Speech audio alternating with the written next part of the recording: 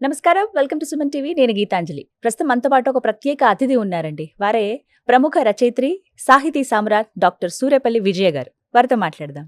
నమస్కారం విజయ గారు. నమస్తే సుమన్ టీవీ ప్రేక్షకులకు నమస్కారం. ఎలా ఉన్నారమ్మా? చాలా బాగున్నాను. చాలా సంతోషం. మళ్ళీ మళ్ళీ కలుస్తున్నాను మిమ్మల్ని నేను. అవునవును. అద్భుతమైన రచనలతో మమ్మల్ని అలరించారు మీరు కొన్నేళ్ల పాటు. అవును. తర్వాత ఈ రిలాక్స్డ్ లైఫ్ లో అవును. హ్యాపీగా ఇప్పుడు అనిపిస్తోంది నాకు, ఒక సక్సెస్ఫుల్ పర్సన్ ఇలాగే ఉంటారా అని చెప్పి. ఎందుకంటే కష్టపడిన రోజులు ఆ అవును. వర్క్ లో బిజీగా ఉన్నారు. తర్వాత ఇప్పుడు ఆ ఫలాలను అందుకుంటున్నారు. ఆ జ్ఞాపకాలు. జ్ఞాపకాలు అంటే ఫలాలను ఎందుకన్నానంటే ఎన్నో అవార్డ్స్ అందుకుంటున్నారు. అవును, అవును. స్వర్ణ వాటి కంకణం. అవునవును. అసలు అది మామూలు విషయమా? అవును. అంటే బుర్రలో ఉన్న ఆలోచనలన్నీ తీసుకురావాలి ఒక దగ్గరికి. అది అవును. కూడా సరళంగా ఉండాలి, అవును. అందరికీ అర్థమయ్యే రీతిలో ఉండాలి. అవును. రచయిత్రిగా సక్సెస్ అవ్వడం అనేది మామూలు విషయం కాదమ్మా. So always great. నాకు ఎప్పుడు మీరు అలాగే కనపడతారు. ఎలా ఉంది లైఫ్ ప్రస్తుతం? చాలా బాగున్నానమ్మా. Happy happy. కదా. చాలా అందంగా రెడీ అయ్యి వచ్చారు. అట్లా ఏం లేదు, నేను ఎప్పుడు ఇలాగే ఉంటాను. నిజం అదైతే. అవును, ఎప్పుడు అసలు మీ ఇలాగే యంగ్ ఏజ్ లో ఉన్న ఫొటోస్ చూస్తే నాకైతే అబ్బా ఎంత బాగున్నారు అని అనిపిస్తుంది. పెద్ద కళ్ళు, అదే స్మైల్ అయితే అలా కంటిన్యూ అవుతోంది. చాలా మందికి ఫోటోస్ చూస్తే నన్ను ఆఫర్ ఇచ్చారు యా కదా. ఓన్లీ ఫోటోస్ చూసి. కేవలం ఆడిషన్ ఏమి లేకుండానే లేకుండానే అంత అందంగా ఉండేవాళ్ళు. బట్ ఆ గ్లామర్ అలా మెయింటైన్ చేస్తున్నారమ్మా. లేదమ్మా, ఏజ్ తో పాటు తగ్గుతుంది. అంటే అందం అంటే కేవలం బాహ్యంగా కనిపించేదే కాదు, మానసిక సౌందర్యం చాలా ముఖ్యం. అది ముఖ్యమైనది అన్నిటికన్నా. అది తెలుసుకున్నాను అది నేను. చాలా ఎక్కువ నాకు. నిజం. మెంటల్ గా హ్యాపీగా ఉంటాను. అదే ఏజ్ అయిపోయింది అన్న ఫీలింగ్ రాదు నాకు. ఎప్పుడు యంగ్ గానే 20s లో ఉన్నట్టు అనిపిస్తుంది. అంతే. 20s మనం ఎంత ఏజ్ వచ్చినా. 20s, ఇప్పుడు ఎంత physically గా 70. వయసు అడగ 70. 70. అసలు ఏమాత్రం ఆలోచించుకుంటే ఏజ్ చెప్పేశారు. 70 లాగా మాత్రం అసలు అనిపించరు. Still active. ఎస్. ప్రస్తుతం చాలా అవార్డ్స్ అవి అందుకున్నారు కదమ్మా. వీటి అవును. గురించి ముందుగా మాట్లాడదాం. అలాగే. మీరు ప్రస్తుతం తీసుకున్న అవార్డ్స్ ఏంటి? ఈ రీసెంట్ గా లైఫ్ టైమ్ అచీవ్మెంట్ అవార్డు తీసుకున్నాను. స్వర్ణ కంకణం తీసుకున్నాను. రెండు తీసుకున్నాను life time achievement award. 2 life time achievements award. Okay. 2 doctorates తీసుకున్నాను. మ్యాజిక్ బుక్ ఆఫ్ వరల్డ్ వాళ్ళ నుండి తీసుకున్నాను. లండన్ బుక్ ఆఫ్ వరల్డ్ వాళ్ళ నుండి తీసుకున్నాను. యుఎస్ఏ బుక్ ఆఫ్ వరల్డ్ వాళ్ళ నుండి తీసుకున్నాను. ఇల్లంతా తీసుకున్నానమ్మా నేను. ఇల్లంతా అసలు నిండిపోయిందా? గుర్తుగా చాలా పెట్టడానికి ప్లేస్ లేదు నాకు. అంతే. వారానికోటి నెలకోటి అట్లా వచ్చేస్తూనే ఉంటాయి. వద్దు ఇంకా అన్నా గానీ వస్తూనే ఉంటాయి నాకు. ఎక్కువగా మెచ్చుకున్నది, ఎక్కువ అవార్డ్స్ వచ్చినటువంటి రచన ఏదమ్మా? నాకా అది అక్కనే నాకు ఇష్టం అదే. దానికే ఎక్కువ వచ్చింది అంతే. అంత చక్కగా రచన అనేది. ఆయన అది. అప్రిసియేషన్స్ మాక్సిమం అవే తీసుకున్నారు.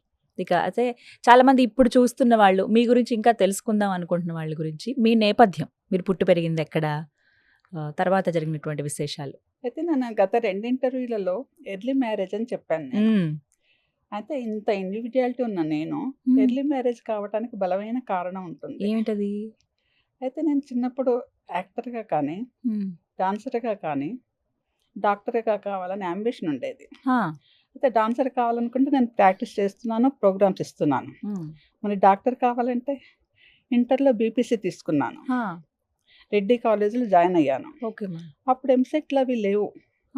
60% వస్తే ఫ్రీ సీటు, పాస్ మార్క్స్ వస్తే ప్రైవేట్ సీటు, మెడికల్ అంతే. ఇంత కాంపిటీషన్, ఇంత టెన్షన్, ఇంత అసలు ఎంసెట్ అనేది లేదన్నమాట. డైరెక్ట్ వెళ్ళడమే, కాలేజ్ నుండి బయటకు రావడం, మనం చూస్ చేసుకోవటం అంతే. ఆ లెక్క ప్రకారం నాకు వస్తుంది అనుకొని నేను జాయిన్ అయ్యాను. ఫస్ట్ ఇయర్ అయిపోయింది. అయిన తర్వాత ఒక బ్యాడ్ ఇన్సిడెంట్ జరిగింది. మా మదర్ సడన్ గా ఇంజెక్షన్ రియాక్షన్ అయ్యి చనిపోయింది. అది నేను చాలా షాక్ అనమాట నాకు. అయితే ఇక టోటల్ గా నాకంతా ఇదైపోయింది, చాలా అప్సెట్ అయిపోయాను, చాలా డిస్టర్బ్ అయ్యాను. అయితే అప్పుడు ఏమైందంటే మా నాన్నమ్మ మా అమ్మ పోయిన 1 year లోపు మ్యారేజ్ చేయాలని ప్రపోజ్ మా నాన్నకు చెప్పిందనమాట. మా నాన్నకేమో వాళ్ళ అమ్మ మాట వేదవాక్కు. అప్పుడు మా నాన్న నన్ను అడిగారు మ్యారేజ్ చేసుకోవాలన్నమాట. అదేంటి, నేను మెడిసిన్ చేయాలనుకున్నాను కదా. లేదు, పరిస్థితులు మారిపోయాయి, నేను ఇప్పుడు నువ్వు తప్పకుండా చేసుకోవాలమ్మా అని నన్ను కన్విన్స్ చేశారు. ఏమన్నారంటే, doctor save life, artist save soul అని చెప్పారు. ఆ మాట కన్విన్స్ అయ్యాను నేను. ఓకే. ఇక మ్యారేజ్ చేసుకున్నాను. చేసుకున్న తర్వాత నేను మళ్ళీ ఇంటర్లో బీపీసీ తీసుకున్నాను కదా, మళ్ళీ గ్రూప్ చేంజ్ చేసుకొని ప్రైవేట్గా రాయాలి కదా, అవును. ఆర్ట్స్ గ్రూప్ తీసుకొని ఇంటర్ రాశాను, బిఏ రాశాను. ఓకే. అయితే మా మదర్ పోవటం వల్ల మా ఇద్దరు తమ్ముళ్ళు, ఒక చెల్లెళ్ళు, నేనే కేర్ తీసుకున్నాను. మ్యారేజ్ అయింది నాకు. మా వారు లెక్చరర్ అనమాట. అయితే మా వారు వాళ్ళ ఫ్యామిలీని నా ఫ్యామిలీని ఈక్వల్గా చూశారు. చాలా జెంటిల్ మ్యాన్ అనమాట ఆయన. ఎప్పుడు చెప్తారు ఆయన చెప్పడానికి అసలు మాటలు రావు, అంత కోఆపరేషన్ అనమాట.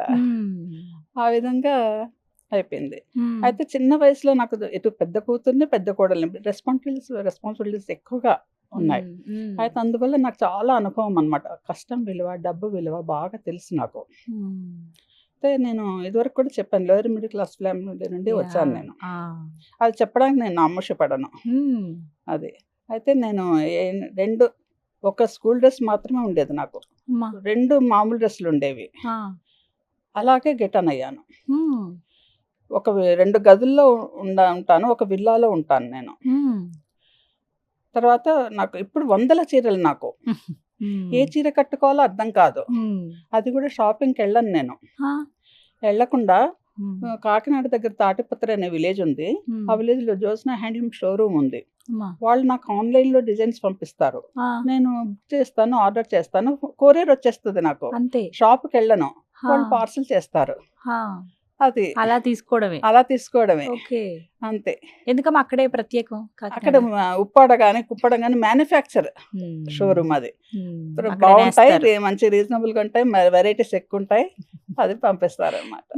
అది సో ఆ లైఫ్ చూసారు, ఈ లైఫ్ చూసాను, ఈ లైఫ్ చూసాను. కష్టము తెలుసు, సుఖము తెలుసు, కష్టం విలువ తెలుసు. అమ్మా అసలు మీ విజయానికి కారణం ఎవరు? ఎందుకు ఈ మాట్లాడుతున్నానంటే మీరు ఒక సక్సెస్ఫుల్ పర్సన్. అవును. ఇప్పుడు ఏదన్నా మనం ఒక పని చేయాలన్నా ఎవరో ఒకరు తోడ్పాటు అనేది అవసరమే. ఒంటరిగా ఎంత చేసినా ఇండైరెక్ట్ గానైనా సహకారం అందుతుంది. అలా అసలు మీ విజయానికి కారణం ఎవరు? ఒక మగవాడి విజయం వెనుక స్త్రీ ఉంటుంది, ఇది అందరూ చెప్పే మాట. వెనుక మావారు ఉన్నారు. కర్త కర్మ క్రియ అన్ని తనే. ఒక చిన్న ఎగ్జాంపుల్ చెప్తాను. నేను ఆల్రెడీ నటరాజ రామకృష్ణ గారి దగ్గర, వేదాంతం జగన్నాథ్ శర్మ గారి దగ్గర డాన్స్ నేర్చుకున్నాను. అయినా కానీ మ్యారేజ్ అయ్యాక ఇంకా బెటర్మెంట్ కోసము మా వారు సుమతి కౌశల్ గారి దగ్గరికి తీసుకెళ్లారు, ప్రాక్టీస్ తీసుకెళ్తే ఆవిడ చూసి, ఒక తండ్రి కూతుర్ని తీసుకురావటం తెలుసు, ఒక అన్న చెల్లెల్ని తీసుకురావటం తెలుసు, ఒక భర్త భార్యను తీసుకురావటం ఇదే ప్రథమం శుభ పరిణామం అని అన్నది. ఇక అంతకంటే కాంప్లిమెంట్ ఏముంటుంది వారి గురించి మాట్లాడడానికి? నాకు మాటలు లేవన్నమాట. ఆ సహకారంతో ఇంత జర్నీ చేశాను నేను. సో మీ విజయానికి కారణం అయితే మీ వారు, అంతే. మీ సక్సెస్ కి కారణం ఏంటి? ఎటువంటి సూత్రాలు ఉన్నాయి, వివరిస్తారు? ఓటమికి ఎన్నో కారణాలు ఉంటాయి, గెలుపుకు మాత్రం నిరంతర శ్రమ, కేవలం డెడికేషన్. అయితే నేను ప్రతిదీ ఒక తపస్సులాగా చేస్తాను, ఏది చేసినా కానీ. అది గరిట అయితే ఆ వంట అద్భుతంగా ఉండాలి, పెన్ అయితే ఆ రచన ఆహ్లాదకరంగా ఉండాలి. ఏది కూడా పోస్ట్ పోన్ చేయను నేను. రేపు చేసే పని ఈరోజు చెయ్యి, ఈరోజు చేసే పని ఇప్పుడే చెయ్యి, అది నా పాలసీ. తర్వాత మర్చిపోవడం అనేది ఉండదు. ఇంకేం చేయాలి అనుకుంటాను, అన్నీ గుర్తొచ్చేస్తాయి నాకు. అసలు డైరీ ఏమైనా మెయింటైన్ చేస్తారా? డైరీ ఇదివరకు మెయింటైన్ చేసేదాన్ని నేను. అప్పుడు ఎక్కువ రాసుకునేటప్పుడు, ఇప్పుడు రిలాక్స్ అవుతున్నాను, ఇప్పుడేం లేదు, డైరీ లేదు. అప్పుడు మాత్రం నేను మెయింటైన్ చేసేదాన్ని డైరీ. ఇప్పుడేం లేదు, అనే పాయింట్స్ ఇప్పుడేం చేయాలి అనుకుంటాను, చేసేస్తాను, మర్చిపోవడం అనేది ఉండదు అనమాట. అయితే నాకు దైవభక్తి కూడా చాలా తక్కువ. అది చెప్పడానికి చాలా ధైర్యం కావాలి. ఎందుకమ్మా రీజన్? నాకు మొదటి నుండి నేను కష్టాన్ని నమ్ముకుంటాను, కృషిని నమ్ముకుంటాను, ఫలితం అదే వస్తుంది అట్లా. అయితే రాముడి కన్నా రామాయణం రాసిన వాల్మీకి అంటే నాకు ఇష్టం. ఎందుకని? నేను మరి స్వతహాగా రైటర్ నో ఏమో నాకు తెలియదు, మొదటి నుండి కూడా రామాయణం రాసిన వాల్మీకి అంటేనే నాకు చాలా ఇష్టం. ఆయన పరిణామం కూడా అది. అయితే మనకెవరి మీదనైనా కోపం కానీ ద్వేషం కానీ ఉందనుకోమ్మా, ఆ ప్రాబ్లం వాళ్ళ వైపు నుండి ఆలోచించాలి. అప్పుడు మన ప్రేమ, కోపము, ద్వేషము అన్నీ తగ్గిపోతాయి ఆటోమేటిక్గా. ఎక్కడ లోపం అనేది మనకు తెలుస్తుంది అనమాట. అమ్మ మిమ్మల్ని ఒక ప్రశ్న అడుగుతా. ఆ. సక్సెస్ఫుల్ జర్నీ మీది, ఇది మాట్లాడుకున్నాం. మీరు ఏమైనా చెప్పినా నా విజయానికి కారణం మా వారని. ఉమ్. ఇవాళ రోజుల్లో చూస్తున్నాము భార్యాభర్తల అనుబంధం అనేది విభిన్న రకాలుగా వింటున్నాం. అవునవును.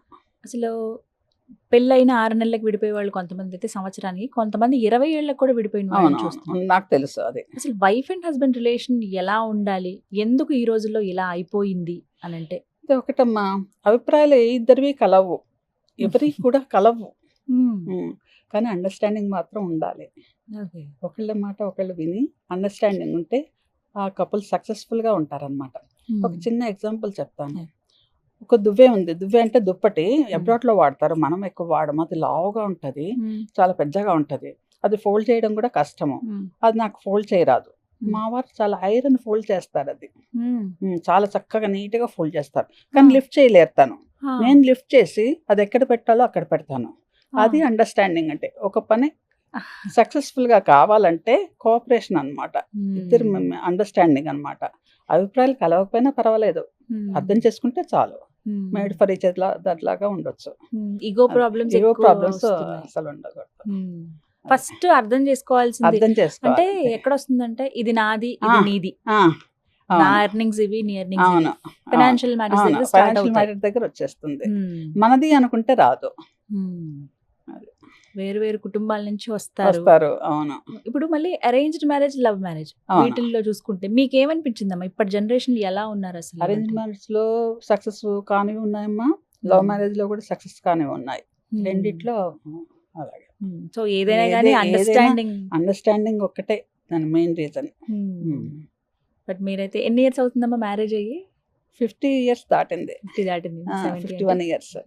మీకు మీ వారికి ఎంత ఏజ్ గ్యాప్? 3 years అంతే. కొన్ని సార్లు అయితే 10-12 ఏళ్ళ అట్లా గ్యాప్ కూడా ఉంటుంది ఉంటారు. కదా. అట్లా కూడా ఉంటారు. 3 years gap. 3 years gap. 50 years అయిపోయింది. అయితే ఇప్పుడున్న జనరేషన్ లో చాలా మంది మ్యారేజెస్ మీద చాలా రకరకాల ఊహలు ఉంటాయి. ఇప్పుడు ఇంకా మేము పెళ్లి చేసుకోం, అసలు పెళ్ళి ఎందుకు, పెళ్లి చేసుకుంటే మన లైఫ్ స్పాయిల్ అయిపోయినట్టే, ఒంటరిగానే ఉందామని కొంతమంది. పెళ్లిని డిలే చేస్తూ వెళ్ళిన వాళ్ళు ఇంకొంతమంది, ఎందుకంటే 35 ఏళ్ళు వచ్చినా కూడా పెళ్లి చేసుకోవచ్చు చాలా మంది. సో వీటికి కారణాలు ఏంటి? అంటే మ్యారేజ్ అనేది చేసుకోవాలమ్మా, ఒక ఏజ్ వచ్చిన తర్వాత చేసుకోవాలి కంపల్సరీ. ఎప్పటికైనా తోడు అనేది చాలా అవసరం నా దృష్టిలో. ఒకరికొకరు తోడు, అది ఎలాగే ఉన్నా సరే కానీ తోడు అనేది చాలా అవసరము. అమ్మ మీరు ఒక సక్సెస్ఫుల్ రైటర్గా చెప్పండి. ఇప్పుడు కొంతమంది రైటర్స్ ఉన్నారు, అప్కమింగ్ రైటర్స్ ఉన్నారు, వీళ్ళు సక్సెస్ అవ్వాలంటే ఏమైనా సూత్రాలు పాటించాలా? అలా ఏం లేదమ్మా, భాష మీద పట్టుండాలి ఫస్ట్. అది మనం ఏదైనా ప్రాబ్లం గురించి రాసినప్పుడు అది ఫీల్ అయ్యి రాయాలి. మనమైతే ఎలా స్పందిస్తామో, ఎలా రియాక్ట్ అవుతామో అదని ఆలోచించి రాయాలి. తర్వాత రాయగానే ఏం పబ్లిష్ అవ్వవు, గోడ కొట్టిన బంతులాగా తిరిగి వచ్చేస్తాయి. రిటర్న్ కవర్స్ కూడా పెట్టాలి. నాకు ఎక్స్పీరియన్స్ ఉంది స్టార్టింగ్ లో. అలా చాలా వెంటనే ఏం అవ్వదు, చాలా వెయిట్ చేయాలి, చాలా కృషి కావాలి, దానికి ఫలితం తర్వాత వస్తుంది అనమాట. వెంటనే ఏం పబ్లిష్ అవ్వ అసలు. దానికి డెడికేషన్ కావాలి. సక్సెస్ఫుల్గా రైటర్ కావాలి అంటే పంక్చువాలిటీ ఉండాలి, సిన్సియారిటీ ఉండాలి, హార్డ్ వర్క్ ఉండాలి. ఇవన్నీ ఉంటేనే రిజల్ట్ వస్తుంది. వెయిట్ చేయాలంతే, మనం ఓపిక ఉండాలి, కష్టపడాలి. ముందు ఉండాల్సిన లక్షణాలు రైటర్ కనంటే ఓపిక ఫస్ట్ ఉండాలి, వెయిట్ చేయాలి, డెడికేషన్ ఉండాలి, కాన్సన్ట్రేషన్ ఉండాలి, పాత్రలోకి మనం లీనం అవ్వాలి, పరకాయ ప్రవేశం అంతే, లీనం అవ్వాలి. లీనమైతేనే ఎదుటి వాళ్ళని, చదివే వాళ్ళని కూడా మంత్రముగ్ధుల్ని చేయగలం కదమ్మా, ఆ టాలెంట్ వస్తుంది. బట్ అది వెంటనే వచ్చేది, వెంటనే కాదు మా ఎగ్జామ్ రాయంగానే రిజల్ట్ వచ్చినట్టు కాదు. అది మనము రాయగా మన మైండ్ పదనవుతుంది, అవి తిరిగి వస్తుంటే అవి ఎప్పటికో పబ్లిష్ అవుతుంటాయి. అంత ఈజీ కాదు రైటింగ్ ఫీల్డ్ లో. జోనర్స్ ఉంటాయి కదమ్మా, అంటే నేను అన్ని అటెంప్ట్ చేశానమ్మా. నాకు స్పెషల్ గా ఒక జోన్ ఏం లేదు, అన్ని అటెంప్ట్ చేశాను నేను, అన్ని రాశాను నేను. మీకు ఏది ఇష్టం బాగా? ఏ జోన్? నాకు కామెడీ ఇష్టం, కానీ అన్ని కామెడీ రాశాను, సెంటిమెంట్ రాశాను, హారర్ రాశాను, క్రైమ్ రాశాను, రొమాన్స్ అన్ని రాశాను నేను. నేను రాయని సబ్జెక్ట్ లేదు. ఏది ఈజీ అమ్మా?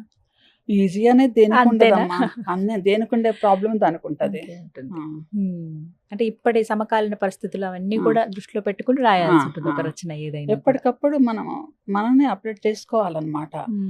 అమ్మా మీరు ఒక మంచి డాన్సర్ కూడా. అవును కొన్ని ఫొటోస్ చూసాను అవి ఇవి. అవును అవును అయితే ఇప్పుడు చాలా మంది క్లాసికల్ డాన్స్ అంటే ఇంట్రెస్ట్ చూపిస్తున్నారు. అవును. మళ్ళీ పాత రోజులు వచ్చాయని వచ్చాయి. అనుకోవాలి. అవును. మరీ ముఖ్యంగా పేరెంట్స్ కి హ్యాట్స్ ఆఫ్ అవును. చెప్పాలి. వాళ్ళ అవును. పిల్లలకి నేర్పించడం, అవును. దగ్గరుండి వాళ్ళ టైం అంటూ కేటాయించుకుని తీసుకువెళ్ళడం చూస్తున్నాం. అవును. అయితే ఒక మంచి డాన్సర్ గా సక్సెస్ అవ్వాలి అని అంటే గనక ఎలా, వీటికి ఏమన్నా సూత్రాలు అంటూ ఉన్నాయా? అంటే అదేం లేదమ్మా. ఇప్పుడు మా జనరేషన్కి ఈ జనరేషన్కి చాలా తేడా ఉంది. ఇప్పటి జనరేషన్ ఏంటంటే 6 months కాగానే అరంగేట్రం చేసేస్తున్నారు.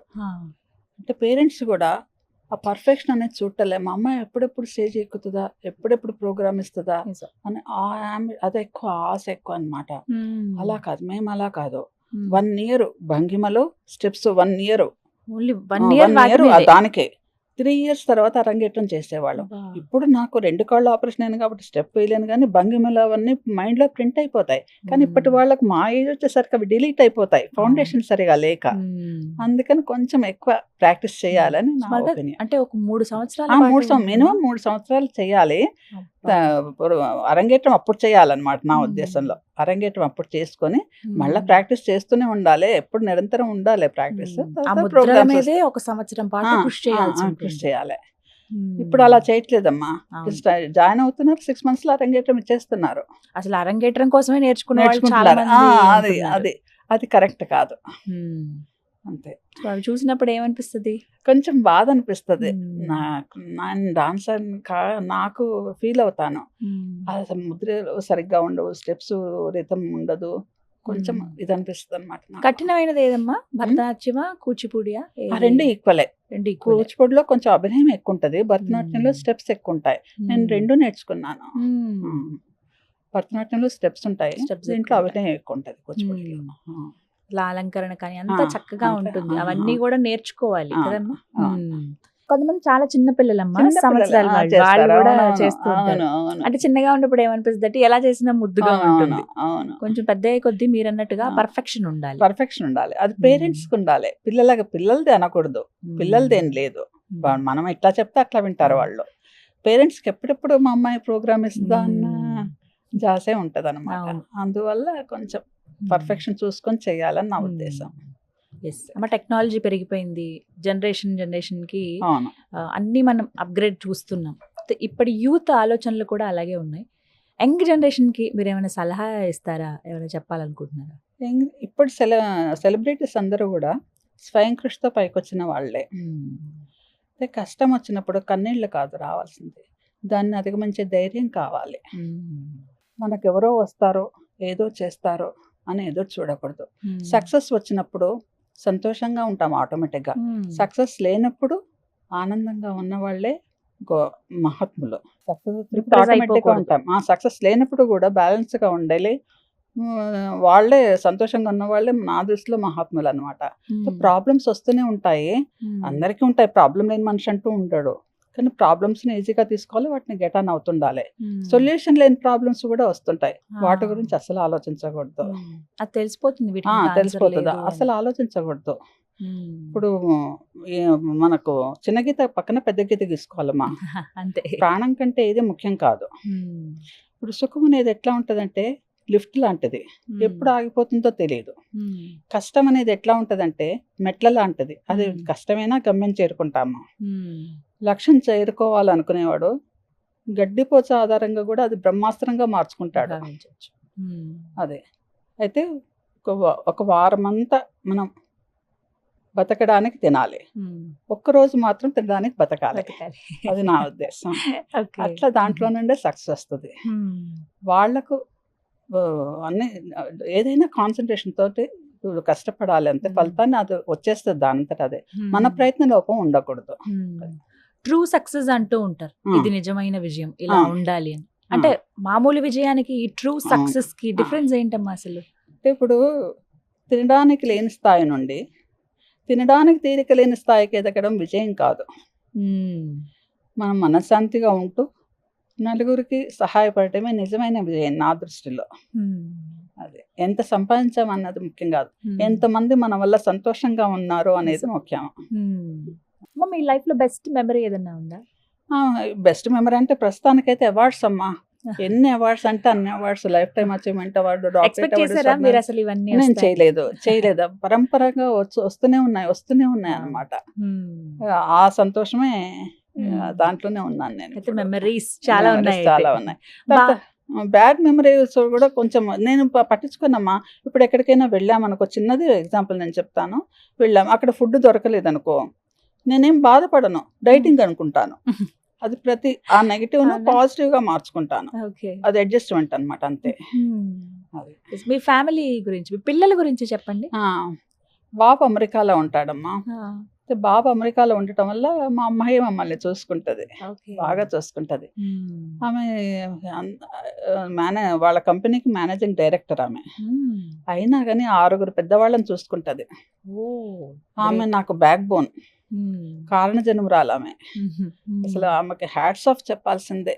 ప్రతి ఇంట్లో అలాంటి అమ్మాయి, ఒక కోడలు గాను ఒక కూతురు గాను ఉంటే ఆ ఇల్లు చాలా బాగుంటది. సో ఈ జర్నీలో మీకు బాగా సాటిస్ఫాక్షన్ అనిపించిన సందర్భాలు ఏమైనా ఉన్నాయా? ఇది మా కీర్తికాంక్ష ధనకాంక్ష రెండింటికి లిమిట్స్ అనేవి ఉండవు కదా.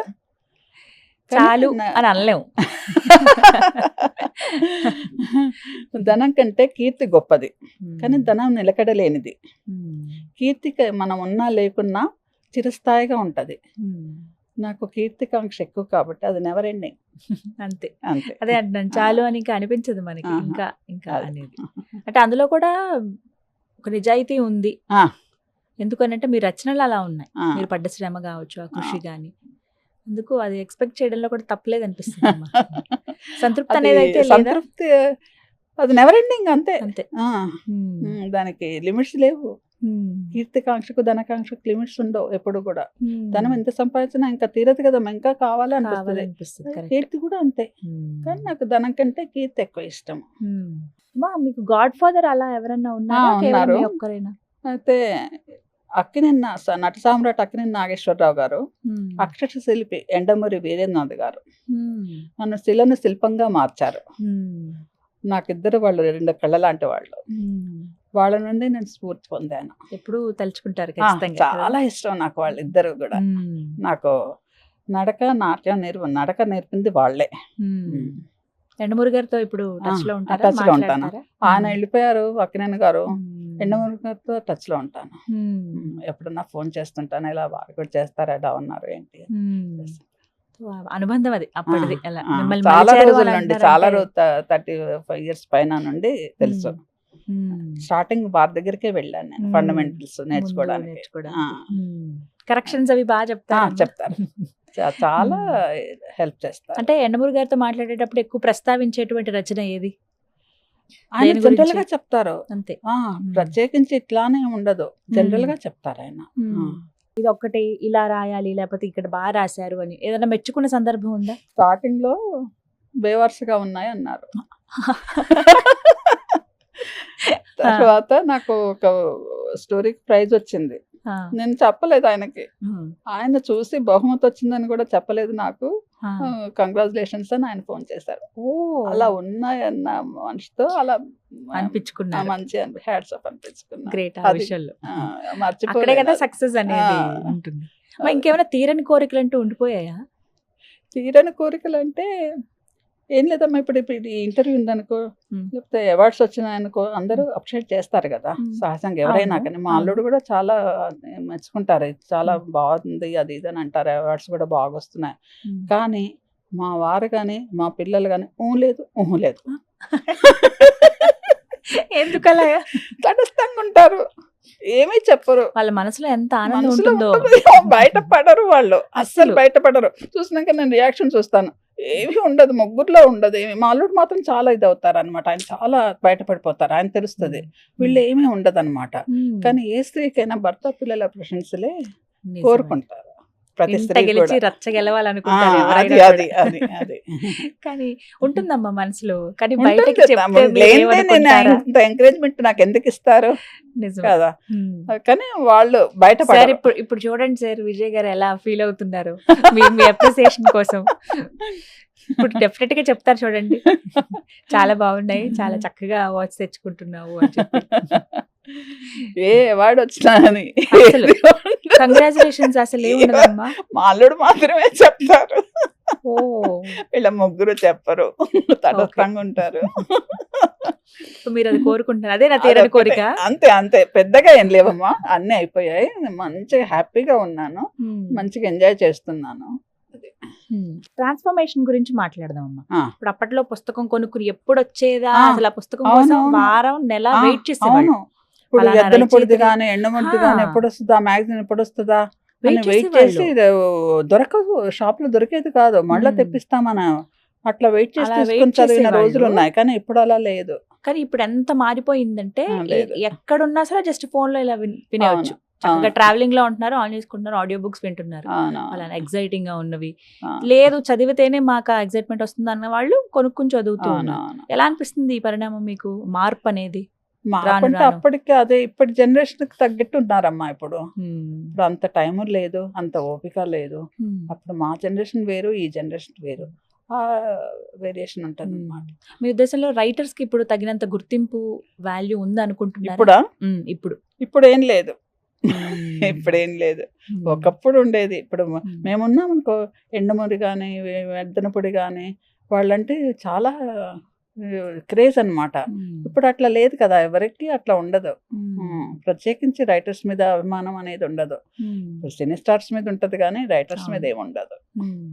మరి నార్మల్ గా రచనలకి అలాగే సినిమా కథలకి ఈ రచనకి వ్యత్యాసం ఎంతవరకు ఉంటుంది?